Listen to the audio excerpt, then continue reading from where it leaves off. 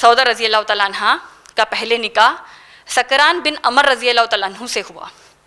یہ بھی صحابی زیادہ مشہور ہم نہیں سنتے ان کا نام، لیکن یہ بھی اولون صحابہ صحابیات میں سے ہیں. خود سودا رضی اللہ تعالیٰ عنہ اور شوہر کون ہے؟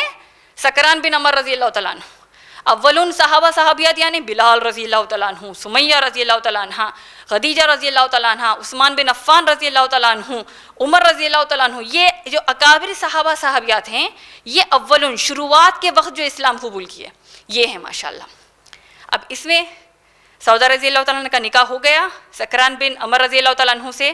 اب مکے کے حالات ہم سب جانتے ہیں، اور بار بار اس کو یاد کرنا ضروری اسی لیے بھی ہے کہ اسلام کے خاطر، قرآن کی دفاع کے خاطر خود نبی کریم صلی اللہ علیہ وسلم، خدیجہ رضی اللہ تعالیٰ عنہ، اس وقت کے صحابہ صحابیات اپنی زندگی کو داؤ پہ لگا دیا، عزت جان مال کو داؤ پہ لگا دیا، لیکن قرآن کی تبلیغ نہیں چھوڑی.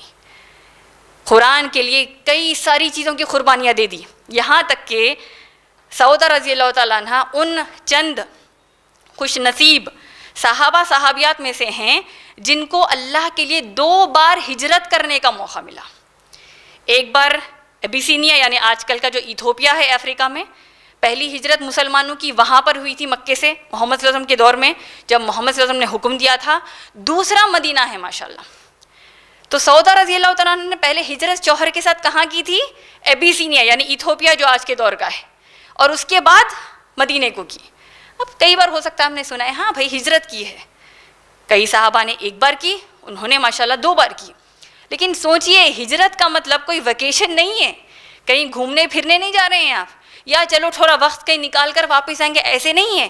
سخت حالات میں آپ مکے میں ہیں، اب اس کے بعد اپنا جان مال سب چھوڑ کر اپنے مال، اپنے گھرانے کو، اپنی جو بچپن کی زندگی کے آپ کی یادیں، ہر چیز کو آپ مکے کی چھوڑ کے جا رہے ہیں ایک الگ جگہ بسنے، کیونکہ اللہ کے رسول صلی اللہ علیہ وسلم کا حکم ہے، کیونکہ کفار مکہ الگ سے الگ ظلم روزانہ ڈھا رہے تھے. چلے گئی ماشاءاللہ. کہاں پر گئیں؟ سودا رضی اللہ تعالیٰ عنہ ابیسینیا ایتھوپیا گئی ہیں اپنے شوہر کے ساتھ. وہاں پر اب دوسرے جو صحابہ صحابیات بھی تھے ان میں سے ایک محمد صلی اللہ علیہ وسلم کی بیٹی بھی ہیں رقیہ رضی اللہ تعالیٰ عنہ، جن کا نکاح ہو چکا تھا عثمان بن عفان رضی اللہ تعالیٰ عنہ سے. تو اب یہاں پر ماشاءاللہ سودا رضی اللہ تعالیٰ عنہ اور رقیہ رضی اللہ تعالیٰ عنہ کی بانڈنگ، یعنی وہ بہت ایک دوسرے سے قریب آ گئی ماشاءاللہ بہت زیادہ، کیونکہ سودا رضی اللہ تعالیٰ عنہ کا انداز خوش مزاج تھا، بلنسار انداز کی تھی ماشاءاللہ، قرآن حدیث کی پابند رہنے والی. اب یہ نبی کی بیٹی ہیں رقیہ رضی اللہ تعالیٰ عنہ، جو کچھ نبی سے سیکھتی وہ بتا دیتی، اور جو کچھ سودا رضی اللہ تعالیٰ عنہ معلوم کرنا چاہتی ہے ان کو معلومات ہوتے وہ رقیہ رضی اللہ تعالیٰ عنہ کو بتاتی. اور یہ چند لمحات ماشاءاللہ ایتھوپیا میں ماشاءاللہ انہوں نے بتائے. پھر ایک وقت ایسا گزرا جہاں پر چند روایات میں آتا ہے کہ سودا رضی اللہ تعالیٰ عنہ کے جو پہلے شوہر ہے ان کا انتقال یا تو ابیسینیا میں ہی ہوا یعنی ایتھوپیا میں ہی ہوا، یا مکے کو واپس آنے کے بعد ہوا. دونوں بھی صورتوں میں جب انتقال ہو گیا، جیسے کہ میں نے پہلے بتایا نیک شوہر کا انتقال ہو گیا تو بہت زیادہ بیوی غمزدہ ہو جاتی ہے، لیکن ناشکری نہیں ہوئی. اولون میں سے آپ سوچئے وہ اولون جس کے بارے میں اللہ نے سورہ توبہ کی آیت نمبر 100 میں کیا فرمایا. بارہا جب ہم امہات المومنین کی بات کرتے ہیں اس آیت کو پتھر کی لکیر کی طرح اپنے دماغ میں اپنے دلوں میں بٹھا لیجئے. کیوں ہے یہ رضی اللہ تعالی عنہ ورضوا عنہ، اللہ ان سے راضی ہیں، یہ اللہ سے راضی ہیں. اولون میں سے ہے، ہجرت کی، نبی کریم صلی اللہ علیہ وسلم کی مدد کی.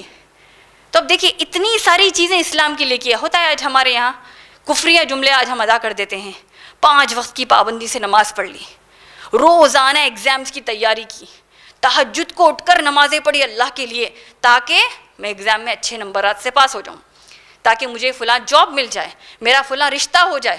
لیکن کچھ اور ہو جاتا ہے، اور ہم کیا کر سمجھتے ہیں شیطان کیسے بھٹکاتا ہے، پوری محنت پانی میں چلی گئی، کیا فائدہ ہوا اتنی نمازیں پڑھنے کا. نعوذ باللہ. یہ خیالات یا خود شیطان ہم کو ڈالتا ہے، خود ہماری نفس کمزور ایمان کی وجہ سے ہمارے اندر آ جاتا ہے. لیکن یا سودا رضی اللہ تعالیٰ عنہ کو دیکھیے، شوہر کا انتقال ہو گیا لیکن اللہ پر ایمان کو نہیں چھوڑا.